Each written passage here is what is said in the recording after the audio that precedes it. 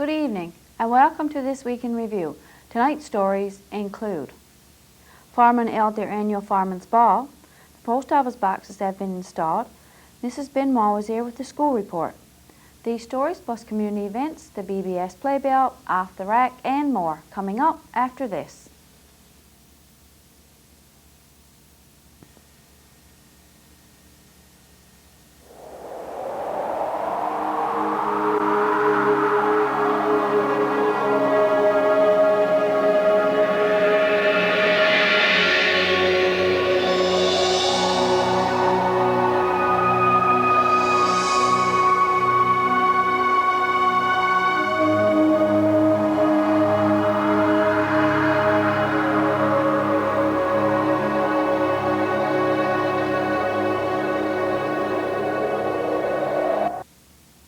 On Saturday, November the 20th, the firemen held their annual Firemen's Ball.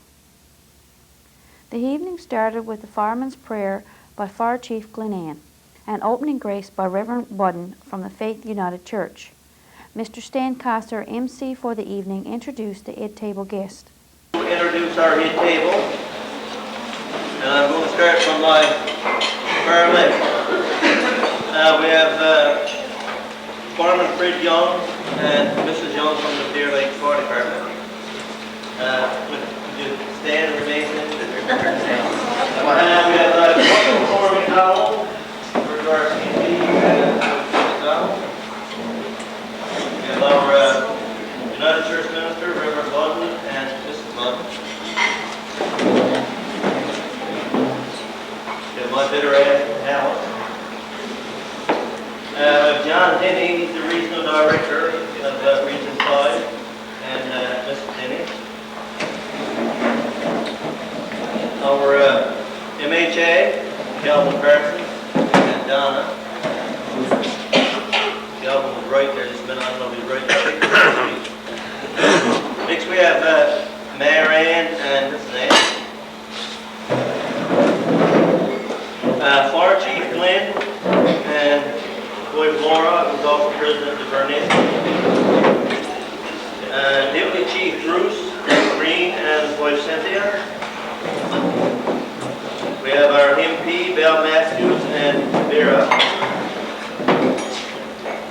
Our training officer, Farmer Levi Rose and his wife Elsie. Our Anglican minister, Reverend Abbott. Our inspection officer, Farmer Dave Miller, Debbie. Team captain, Robert Sims and Gloria. We have the pump captain, Jim Ayer and Diane. And the secretary treasurer, Farmer Blake. Ladies and gentlemen, that's your head table. Mayor Ann brought greetings from the town. This year, he had a little different twist to his remarks. Yeah, I've got one more goal. Not tempting, no, but that's the way it is. This evening, I'm very proud to be here. It's about the first time that I've ever stood before this department. There's something inside me tonight, as far as our town, which is the first time that I've been your mayor, that I can stand there and say that our town is a working town. So therefore this means a lot.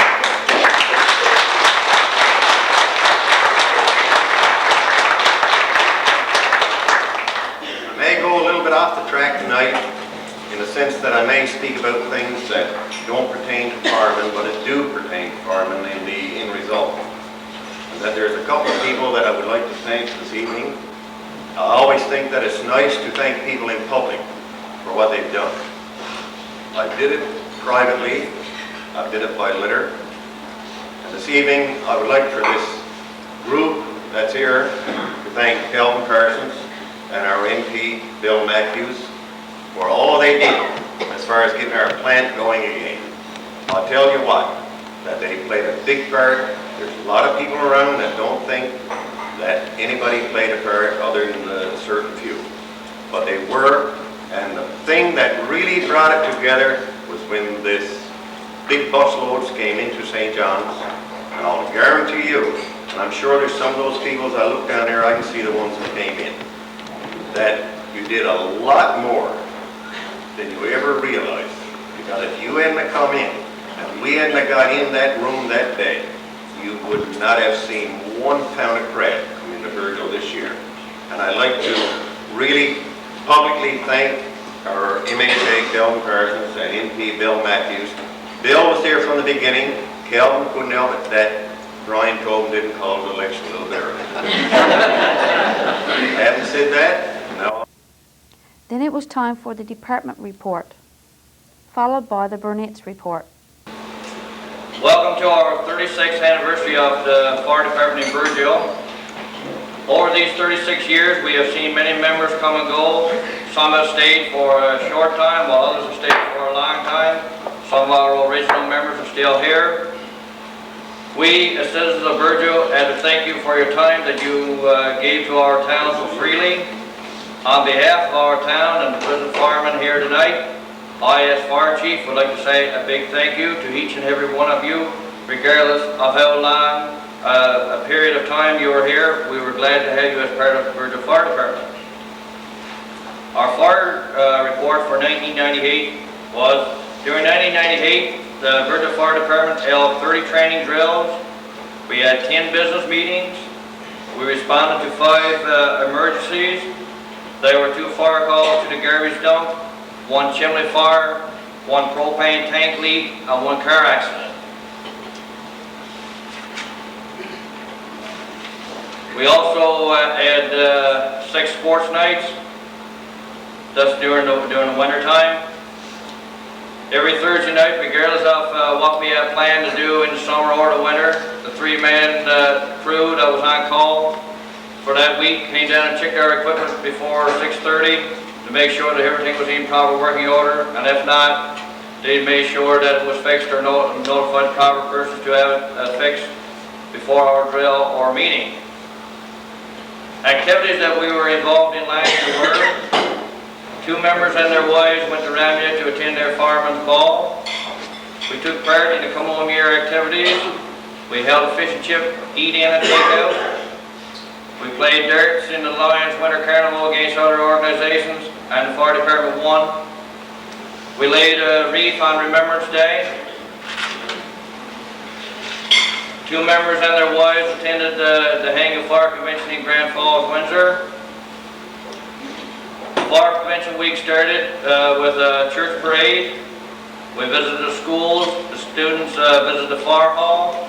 We did something different for every class, from stop, drop, and roll to the proper use of a fat fryer.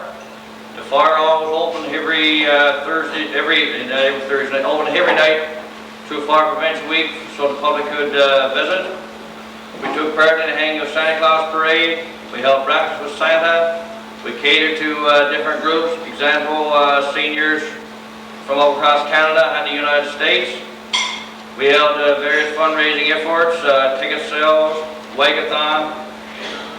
We took part in the Tape Saver program that Foodland offers. We had 2 hockey pools, 10 members done a first aid and CPR course. We held a car wash for MD, and we also went across to the Trans-Canada to meet John Davies.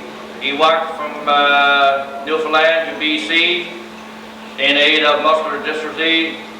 We went across and presented him with a check for $500 on behalf of the town's organizations and businesses. The effort was called Jesse's Dream. We went up to the seniors complex one morning to shovel the snow off the roof. Their alarm systems were going off, so we went up there to shovel the snow off. Good evening, Mr. Bill Matthews, MHA, Mr. Kelvin Parsons, Mayor and the councillors, Reverend Abbott, Reverend Budden, Fire Chief Flynn, Fireman, Burnett's, invited guests, ladies and gentlemen. I'm very pleased to report that the Burnett's had a very productive and successful year considering the rate of unemployment that we had in our town last year. We held 2 TV bingos for a total of $1,033. We cater to Farmers Ball, $660.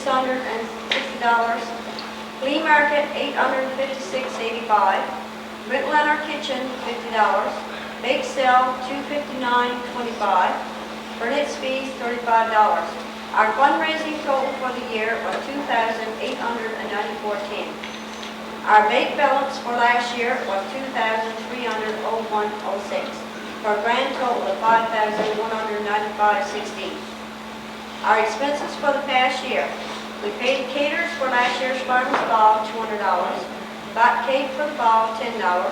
Meats for the ball, $159.34. Gave Farman for last year's ball, $1,500. Lions Club Santa Claus Parade, $20.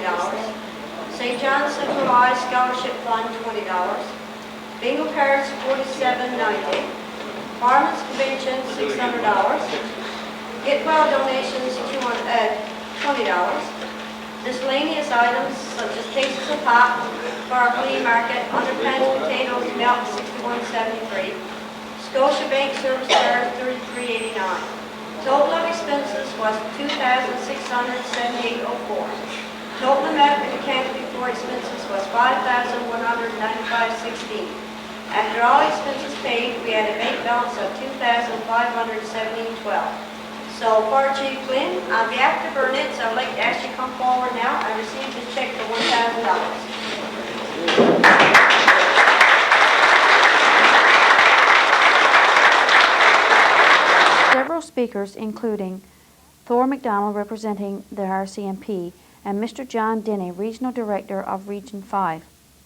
Of course, our MP Bill Matthews and our MHA Calvin Parsons had a few words to say. It was on to presentation of awards. Attendance awards was presented to Dan Sims and George Morris from Team Number 1, and from Team Number 2, Jim Eyre and Calvin Eyre.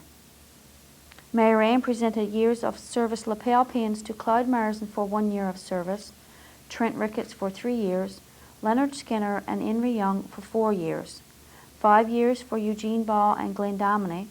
For 10 years of service, Levi Rose, Gary Durnford, and David Sims received lapel pins and pin sets.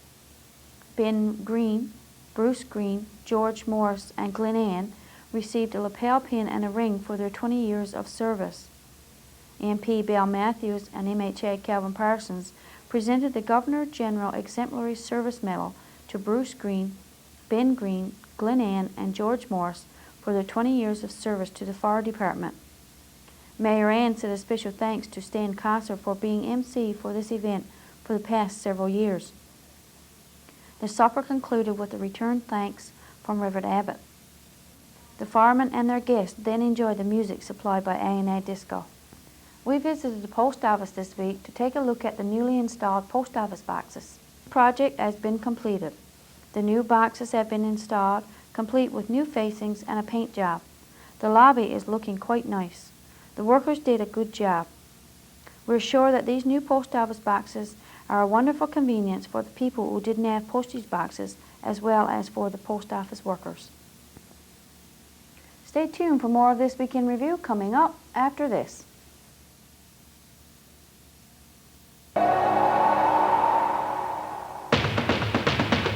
This is the place where the dawn breaks earliest.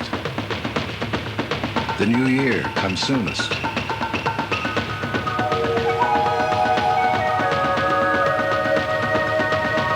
And the Atlantic first meets the new world.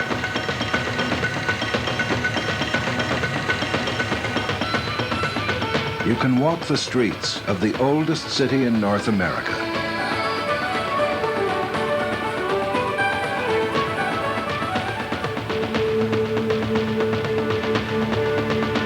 On Thursday of this week, we spoke to Mrs. Doreen Benoit, principal of the A.J. Matthews Elementary School, for the school report.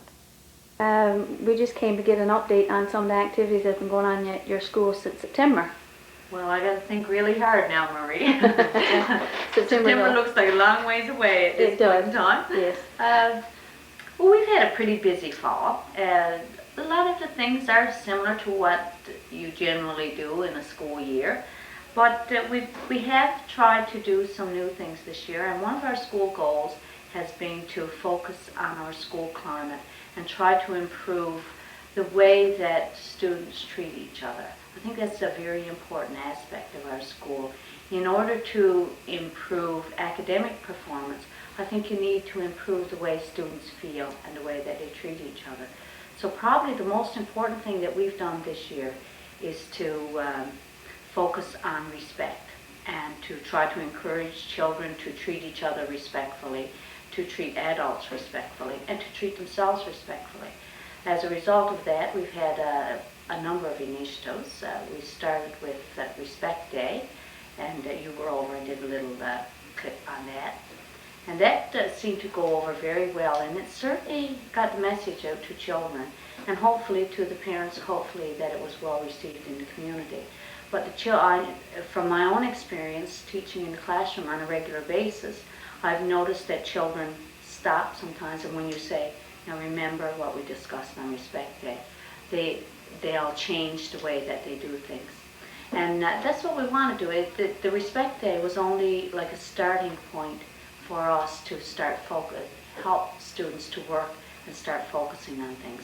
We have a lot of other activities and ongoing initiatives related to respect.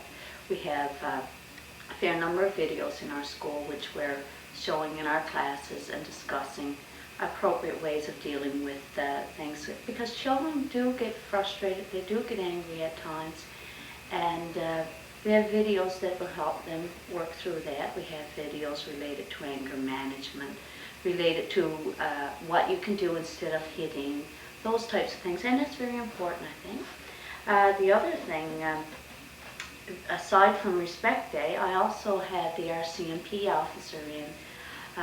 He did a presentation with our grade 4 and 5 students related to bullying, and that one, his presentation focused on how a bully feels, what a bully does, why he bullies, how he feels, and how the victim feels, and the consequences of bullying, and what bullying actually means. Like a bully, in adult terms, is a person who's causing assault of some nature. You know, so I think that, and he sent that message out to the students, you know, it's not okay to hit, it's not okay to fight. Those things will get you in trouble in the future. So those two presentations, I think, that we had there were very worthwhile. And, you know, there will always be children that we work with that need more support and more intervention than others. But that's probably one of the biggest things within our school structure this year where we'd like to see change. And we're counting on the community to work with us there. If parents are also doing the same things at home and talking about respecting each other and stopping the child from talking disrespectfully, then we can, together, we can do a better job of changing things. We also did surveys earlier in the year related to the breakfast program. Now, we haven't gone any further with this at the time, although our intent is to discuss with the parents again whether they want to work with us. A number of parents said that they were willing to be prepared to get involved in the breakfast program, approximately 40%. Now, I'm going to send letters out to the parents again and ask them to sign up if they're interested in getting involved in the breakfast program. Because this is an initiative that's not staff-oriented. It has to come from the community. If the community feels there's a need, or if they're supportive of it, then we can implement a breakfast program. And we're thinking of it from the perspective of buying fruit and passing out fruit or fruit juices, something very simple in the beginning stages rather than something, you know, a full-fledged breakfast, because I think that we don't have cafeterias or appropriate canteens, so we want to start small and see how it goes. So that's coming.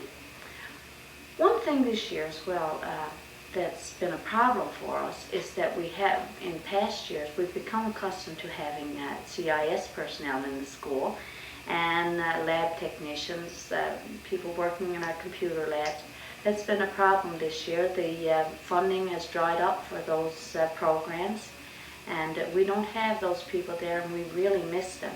they're the people that kept our computer lab up and running as we would like to see it running. They're the people that changed our bulletin boards on a regular basis, those types of things. And we still have some people who volunteer in our school, and we're very pleased to have them, especially we have a couple of ladies that work in our library on a regular basis, Sarah Remmel and Lisa Dunford. Without them, our library could not operate properly at all. And we also have Lois Caldwell in our lab and Helen Swift in our lab on a weekly basis. So they're helping with our AR programs, and that's very beneficial to us. As well, some of the teachers have regular volunteers in the classroom. They're certainly worth their weight in gold to us.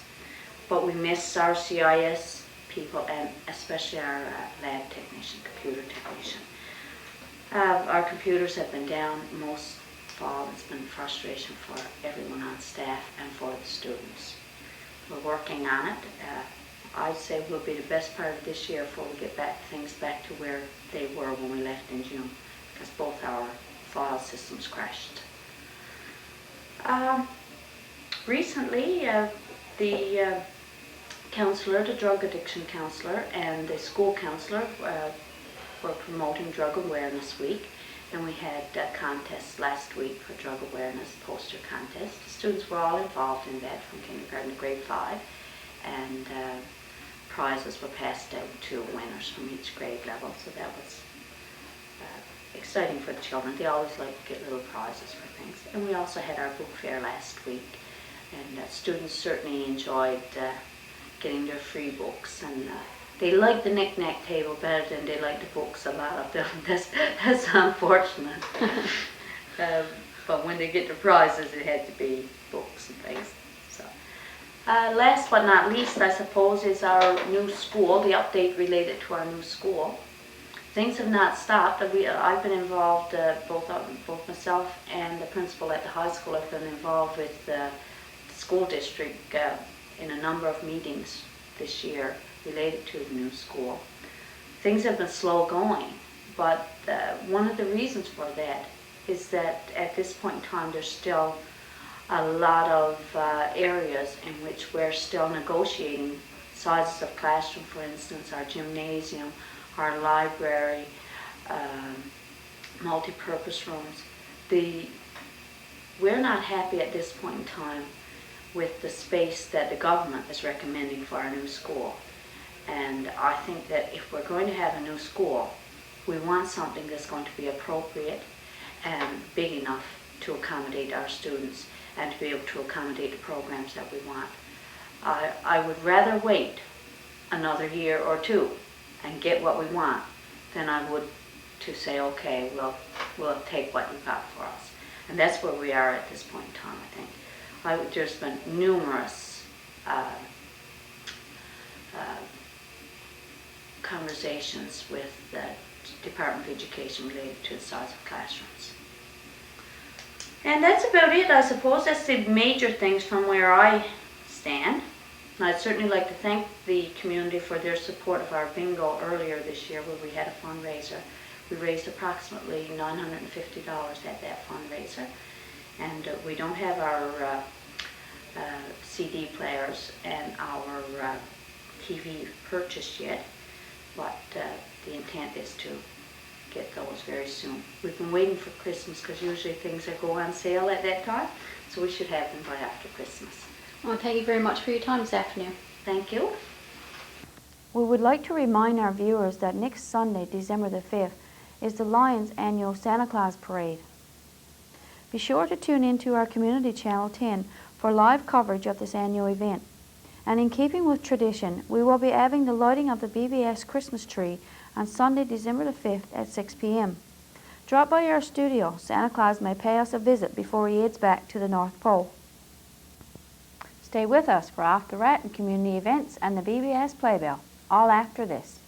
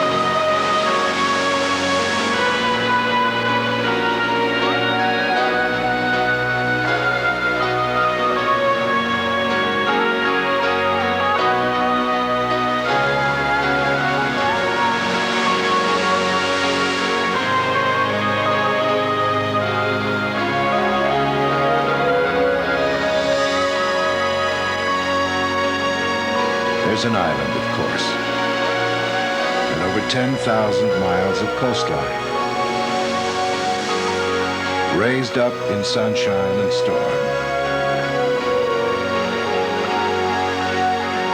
Thousands of islands, coves, guts, and bays, with a strange and startling beauty. It's a land that lives by the sea. Off the rack. If you can remember something that we found a few years ago and you would like to see it on Off the Rack, just give us a call, and if we have it, we'll try our best to get it on the air for you. This week, as we scanned our tape rack, we came across a tape of some repairs being done to the fish plant. Was this one of the first steps in getting our fish plant open? Let's look back to December the 10th, 1995.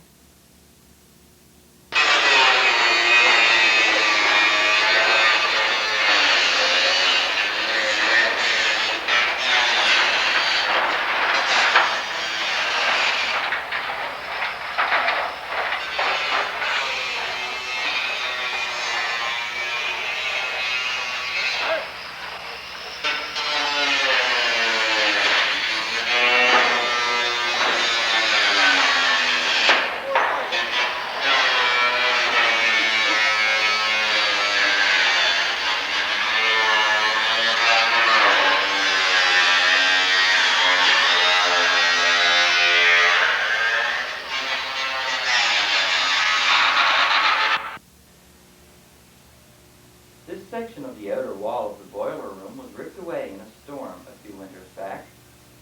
George Coley placed an ad in our community channel earlier in the week asking for volunteers to help repair the wall. I spoke with Mr. Coley to find out how many people volunteered their services to help with the repairs. Mr. Coley, can you tell us what kind of a response you had when you put out a message asking for volunteers to come help repair the hole inside of the plant? I got a great response. Actually, it was better than I really expected, because I was expecting maybe 25 or 30 people would come across. But as it turned out, I got 126 names, and of that 126, I've been able to use 54 of them. Like I started off the day before yesterday with a crew of 20 odd, and then 20 odd yesterday, and the remainder of the day. They came in and they went to work, and I mean, they meant business. They took that old stuff off and put the other stuff on and put the petitions up. They were really, really gung-ho. Okay, I'm sorry. I think if you give those people the tools and the material, they build you a fish plant in a week. Okay, I understand that because some people had nothing to do at particular times, that they decided to go through the plant and clean up some mess in other areas? Yeah, they, like I didn't require all the people that I called in, so some of them took it on themselves to just figure to do other things. So they went down and they cleaned up all the old scrap that had dropped down from the ceilings down in the receiving shed and down in the, at the end of the cutting room area. They cleaned that up. Then they went up to the dry storage and they cleaned that place up, carried away all the garbage. Did a marvelous job. Just great. Place looks terrific inside now. It seems to me from the few times that I've visited that most of the workers that are here are pretty pleased to be here and pretty excited to be here. A lot of them are delighted to be up in the morning and going somewhere to do something. You know, just as long as they're busy, they're happy as larks. We've had a great response. Those people, the attitude of those people are excellent, and I couldn't wish for better. Good evening and welcome to the community events segment of tonight's broadcast. I'm Jennifer Marks. The St. John Central High School TV bingo was won by Rita Courtney. Congratulations, Rita. The Burgeo Public Library will be hosting the next TV bingo on Wednesday, December 1st at 7 p.m. Cards are $1 each or 6 for $5 and are available from participants of the Storytime program or library board members are in most stores around town.